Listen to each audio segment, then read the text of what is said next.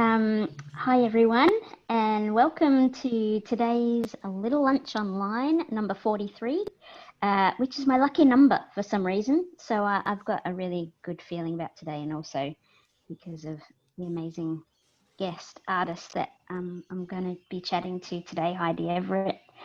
But before we get into our chat, just want to acknowledge the land in which I am. So I'm on Boon Wurrung land. Where also the Office for Arts Access Victoria is based, of which I'm the CEO. And it's great to see so many faces with us.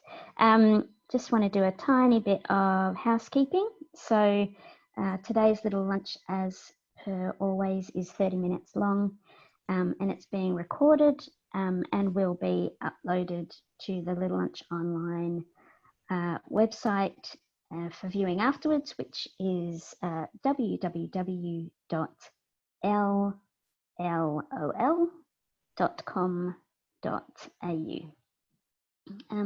We ask that you keep your microphones muted. I think we're getting into this rhythm, aren't we? Keep your microphones muted unless you're speaking, and we'd love you to introduce yourself in the Zoom chat, letting us know whose country you're on today. And you can also use the chat to ask any questions that you might have. We've got live captions today, live paraphrase captions being provided. So if that's something that you'd like to access, then that can be done by using the closed caption button at the bottom of your screen. And also we've got Linda as our Auslan interpreter today. So if you want to make use of the interpreting, please click on Linda's picture and pin it to your screen. So today I've got the pleasure of speaking with the multi-talented Heidi Everett, who I have had the pleasure of working with in many guises over the last few years. And as way of a short introduction, we're going to show you a tiny bit of stand-up comedy that Heidi worked on a couple of years ago with Nellie Thomas, and I watched it last night and found it hilarious, and Heidi wanted to just show a snippet, and I was like, no, we've got to show it all. It runs for about 2.5 minutes, and yeah, enjoy. So if we can go with the video, that'd be great. Thanks, Norm.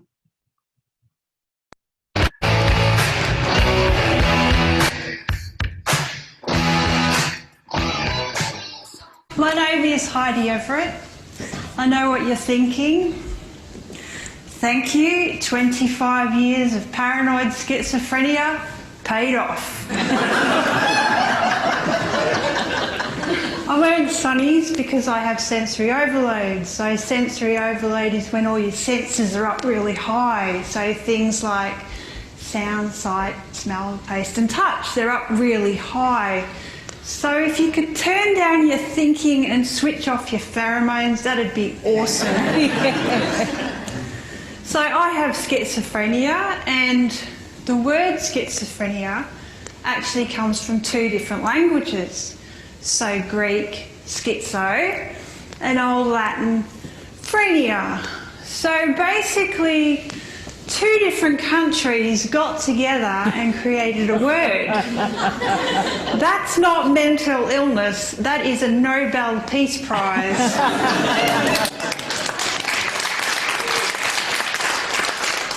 They should be giving us certificates when we're diagnosed. Congratulations, world peace. So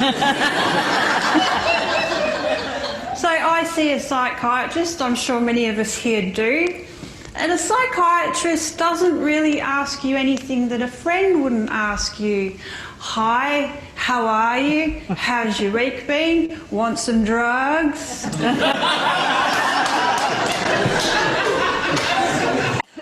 One of the main traits of schizophrenia is hearing voices. That's what my psych told me, and then took a call from his wrist phone. Hello? Siri? What's that? Turn left in 50 metres. Not now, Siri! At least guess people with schizophrenia don't use their arms to communicate. We invented Siri. We should be collecting royalties.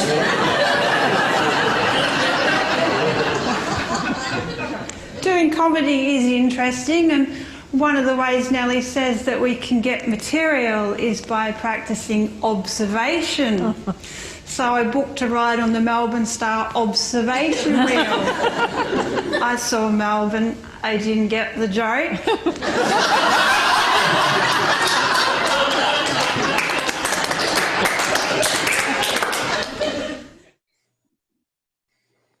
Brilliant. Thank you, Heidi. It just brought me so much joy and laughter watching that last night, and I feel like I know you in so many other forms. I know you as a musician, as a filmmaker, as an incredible producer, as a director, but this was sort of my first insight into your comedy, and I'm sure I've missed off many other things on the list, but is comedy something that you're still doing? How was that for you? Is it something you think you'll go back into? Tell us more things. Hi Caroline, hi everyone, and first of all I just want to mention that my fantastic Zoom microphone broke just before, so I'm having to use computer audio. You can personal message me in the chat box if you need some extra clarification for what I'm saying. Yeah, so stand-up comedy, who'd have thought? I absolutely adore a sense of humour. I love seeing the funny in things anyway, and I love being around people who can see the funny in things as well, because generally those people have been to some pretty tough places to earn that sense of humour. So, you know, I never thought I'd be doing stand-up comedy ever, but I've always loved laughing at silly things, and you know, I'm from Wales, so it's quite natural to have a bit of a laugh at things that really annoy you. So yeah, I might do stand-up comedy gig again one day, but at the moment I'm pretty flat out producing and helping other people find their stand-up comedy and their creativity at the moment. So yeah. I mean, I've got a list as long as my entire body that we could talk about, but what are some of the things that you might be working on at the moment that you would be happy to share?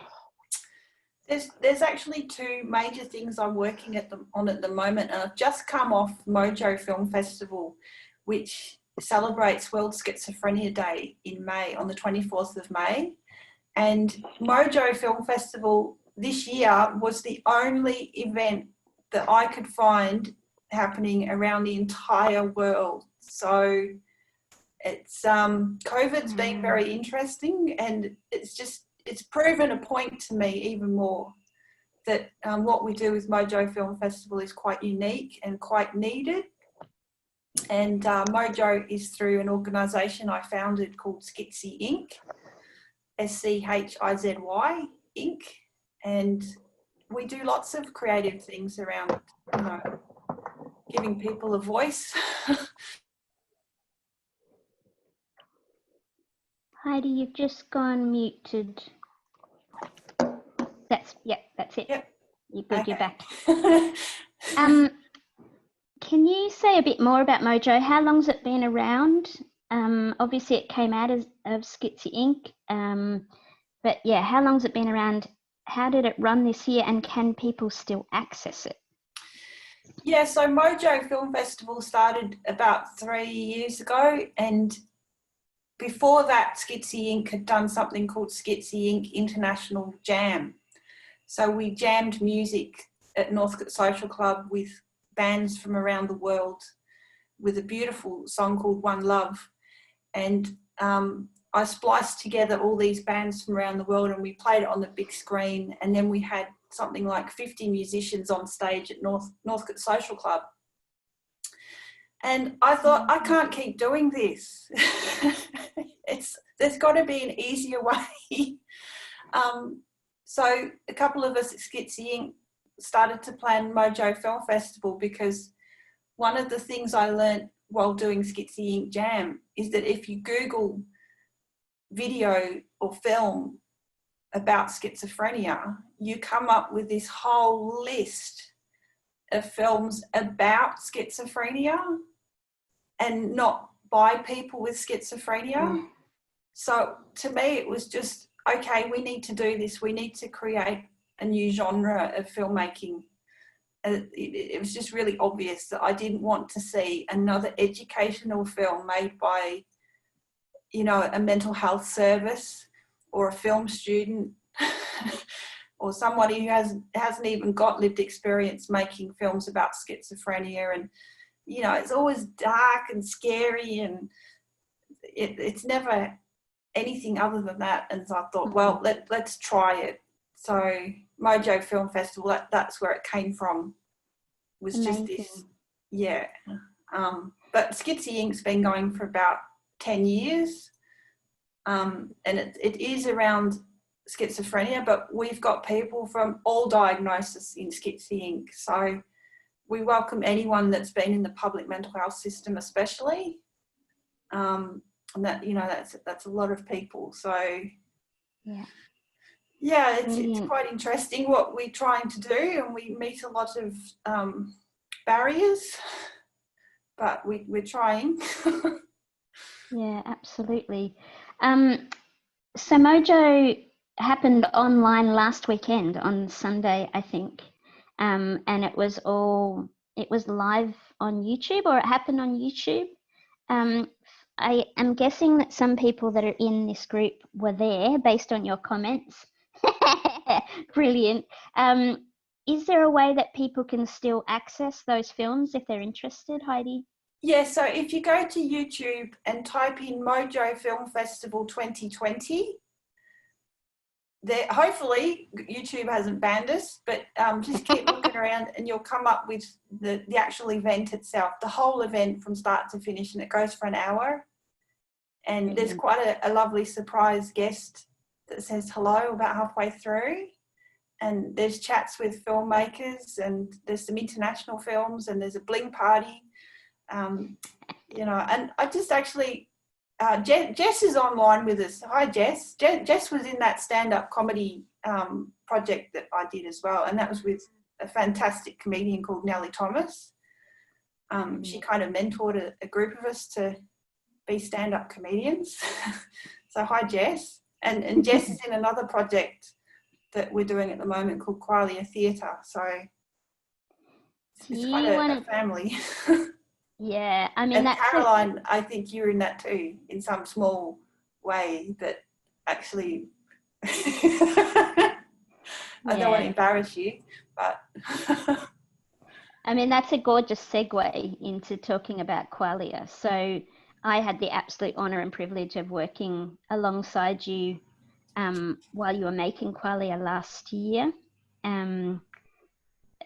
at Town Hall as part of Darebin Arts, and yeah, I wondered if you were happy. What can you tell us about Qualia? What it is, what it means, what the name means, and also what was the work that you produced and why was it important? So many questions. Sorry, Heidi. So Caroline, you were drama tech for Qualia, and you absolutely had a starring role. I was being silly when I said yes, small role, but you know, without you, Caroline, we wouldn't have got started. So thank you. And so Qualia is another need project. So when you go into a public psych ward, you're not really in a state or a space of mind to take photos and document the human rights issues that are going on to you and all around you. I don't see anyone taking selfies in public psych wards, or, you know, there's none of that. So public psych wards, they're horrendous places. They're absolutely shocking. So I thought, how do we bring those stories to life if we don't have film and if we don't have photography? And, you know, and they only play us when we're on 60 Minutes being slammed against a wall. So I thought, well, Qualia also brings to this, it's a stage piece and it's devised theatre. So it's really important that people who are performing in Qualia are bringing their own lived experience stories to the stage. I'm sorry, And I've got the Heidi, police helicopter buzzing my house right now. So this could be live theatre about to happen. It's right over my house. So Qualia... it's 24 hours, isn't it? It's 24 hours in a psych Yes. ward. Yes. Yeah. And so it's different perspectives of the same space. And I think, you know, qualia is a philosophical term, and if you Google it, it just means a personal experience of a shared situation. So, you know, if we all taste a piece of chocolate, it's the same chocolate, but the way we experience it will be very different based on our memories, our upbringing, our biology. So it's kind of like 24 hours in a public psych ward is the same regime all around the world, basically. There's nothing to do. You're treated with medication, you're chucked out. That's it. So with Qualia, it was really important to give people who don't normally get the microphone a space to advocate their stories. I didn't want the same people advocating the same stories. So in Qualia at the moment, Hadley Johnson is deaf, and she tells her story about what it's like to be in a psych ward with no access to interpreters, you know, and the journey to that psych ward, you know. And then Jess, I'm sure, I'm not going to speak for you, but Jess has got her story, and then there's another fella, Xavier Gawalt, who tells the story of somebody lost in the system, somebody who never gets listened to ever. So, you know, and then hopefully that keeps kind of evolving, and we get to tell more stories and advocate other human rights stories. So Heidi, I mean, it was an incredibly powerful, and I had very little to do with it other than just asking more questions. It was all you, and I think that's really important to acknowledge.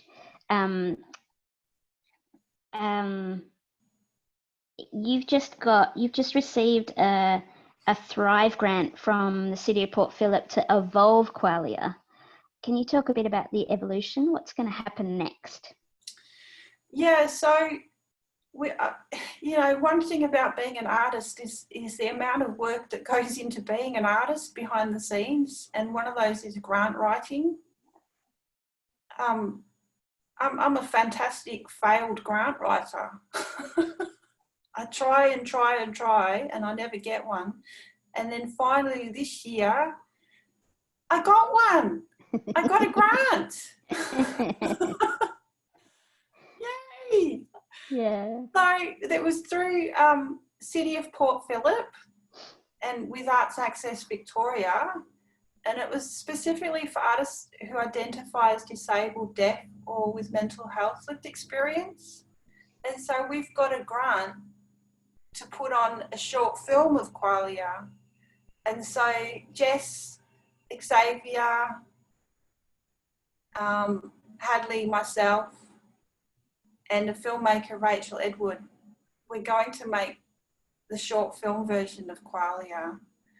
And I'm sorry, I didn't type this in before, but Qualia is spelled Qualia.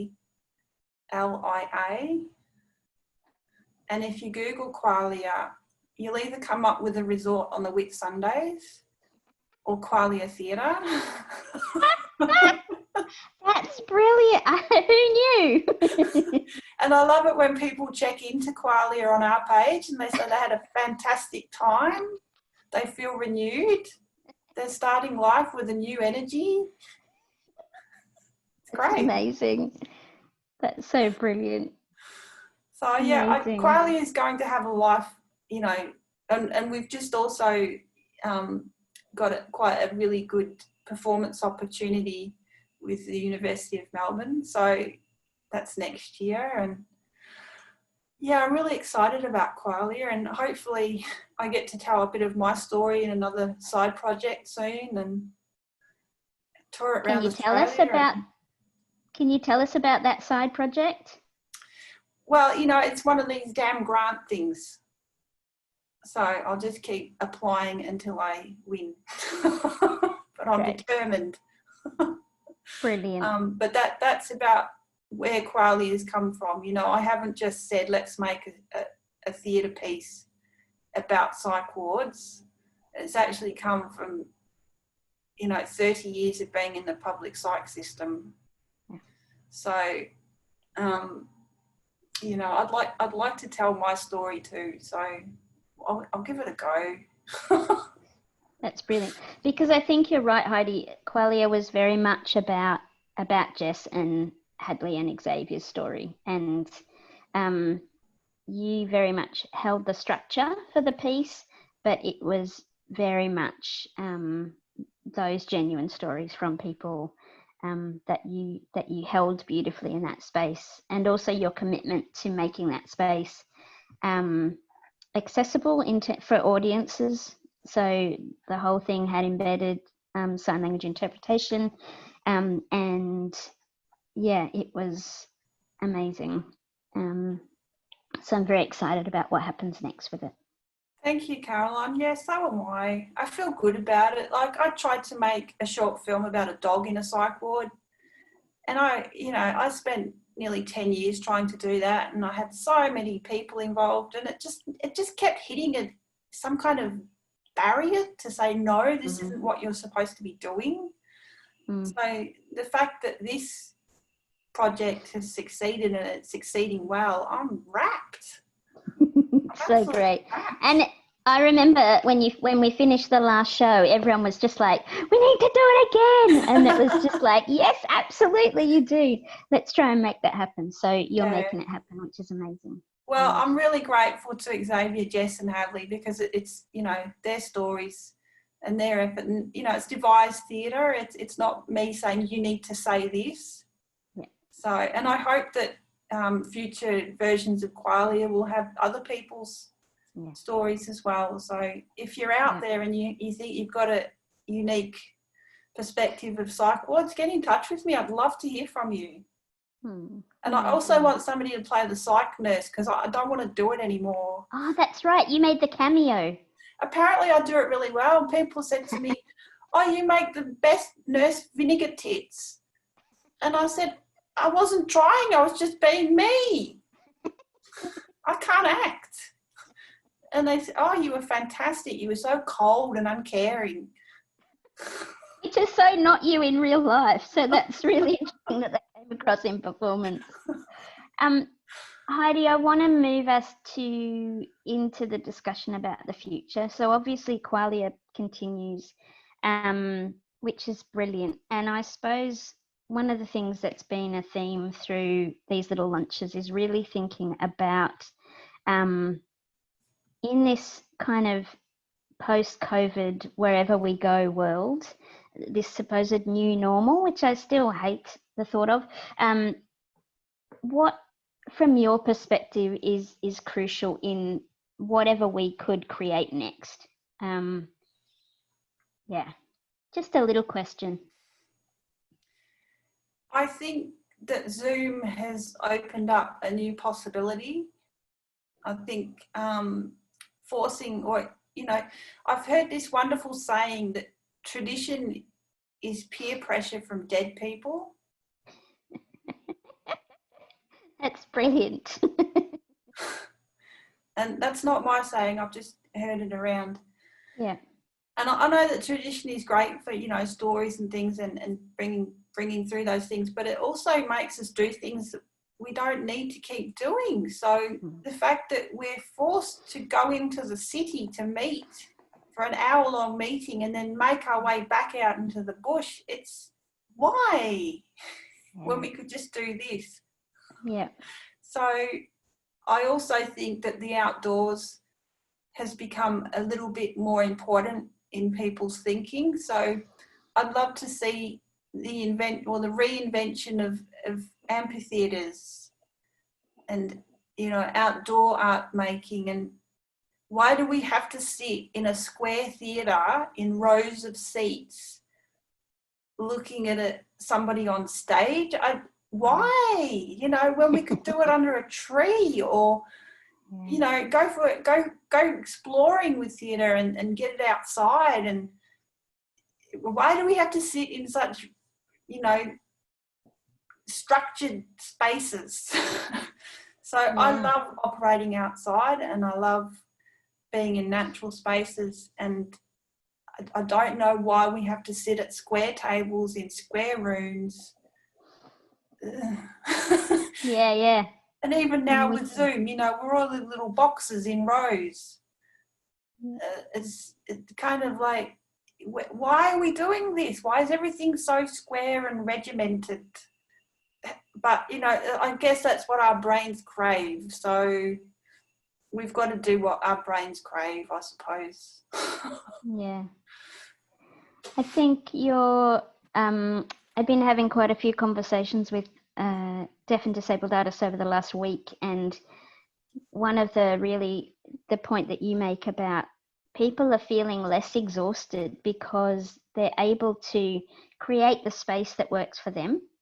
So they can work in the space that completely works for them, and they're not having to rally all the energy that often it takes to put ourselves into the big wide world and have to deal with all of the stuff that might come at us on that journey. So people are kind of like, yeah, I can move from the couch to a desk, or I can do this on the couch, or I can do this in bed if I need to. And it really is opening up so many people. I think you're absolutely right. Well, I do think that when you've got social disability, which I do identify with social disability, and to get into the city, I've got to navigate public transport and horrendous social spaces, and that you know, I've worked out a haven map to get to the arts centre, you know, so I know where all my little secret quiet cafes are, and you know, I'm not going to give them away, but there's quite a few around Flinders Street Station, and I have to go into them, calm down, be in the quiet, and then go to the next section of the journey. And so doing this is fantastic, but I also do miss being at projects. I miss, you know, meeting Jess and Xavier and Hadley, and that doing part. I really, really miss that. Yeah. The real human contact, like just being in a room with that shared energy, it doesn't translate the same way on a screen. I've been hearing that a lot from people. Yeah, and like, I don't have mirrors in my house, so being on Zoom is the most I've had to look at my face for 48 years. It's a shock. Is that what I look like? You look fabulous. I'm wondering if anybody has any questions, anything you want to throw in the chat to for the last couple of minutes before we finish up. Hi everyone, I can see the chats. Hello everyone that said hello, that's so lovely. And you know, just want to say one thing, that mental illness is so stuck in the medical model. Mental illness, you know, illness, who uses an illness to describe their reality? So if anyone out there can invent a new term, let's give people $10 million to invent a new term. Sounds familiar. Yeah, and thank you, Caroline. Thank you so much. And, you know, Feral Arts and the interpreters and the captioners and everyone, thank you so much for having me here today. You know, just, you know, it's really honouring. And this is my dog, Peanuts. He's also 48 years old. Wow, he's looking good for 48. Yeah, he came from Wales to Australia with me a long time ago. Amazing. That's kind of us at time, but thank you all so much for joining us. Show people the sign. So this was made by Hadley Johnson, who is proudly deaf. It's the sign for Qualia. Jess, can you, yep, there we go. So it's Q, and the 3 different perspectives in the past, today and the future, and looking at different perspectives. Yeah. Brilliant. And we've all got these very beautiful t-shirts with the sign drawn on them. But you only get them if you're in the gang. Yeah, and if you do a film in Mojo, you get one of these. Yeah. And it's heavy. It's not a light piece of rubbish. It's really heavy. I've got a sparkly blue one because I managed to sit on a panel and I got one of those. So I have a Skitsy Ink star very proudly on my desk at work. Thank you, Caroline. You're a great. Last year at Mojo, we had a panel of 3 very distinguished filmmakers, documentary filmmakers, and Caroline moderated the panel. And we're at the town hall, and really looking forward to going back to ACME next year. Yeah, be amazing. Yeah. Be amazing. All right. Thank you all so much for being here with us. Thank you, Heidi, for sharing your artistry, your wisdom, and just your general loveliness with us. It's a joy as always to chat with you. Tomorrow's little lunch is not happening as it usually does, but it's a kind of a feedback session about how the little lunches will continue from here on. Norm, do you want to say that more articulately than me? Yeah, on Fridays we're going to start to, a lot of those kind of great future conversations have been happening through the lunches, try and bring them together and think about what our shared vision for the future is. So we're starting that sort of work, and tomorrow we're going to think about an event that we're planning for November this year, the month of November, as a online festival and conference for the arts sector. So everyone's welcome to come in and give us your ideas. It's kind of a brainstorming session tomorrow, so it'd be really great to get you involved. Thanks very much. Great session, Carolyn and Heidi. Brilliant. Thank you. Pleasure. Thank you. Thanks again to the Feral team and Arts Front for creating this space for us to occupy. Have lovely Thursdays. See you all soon.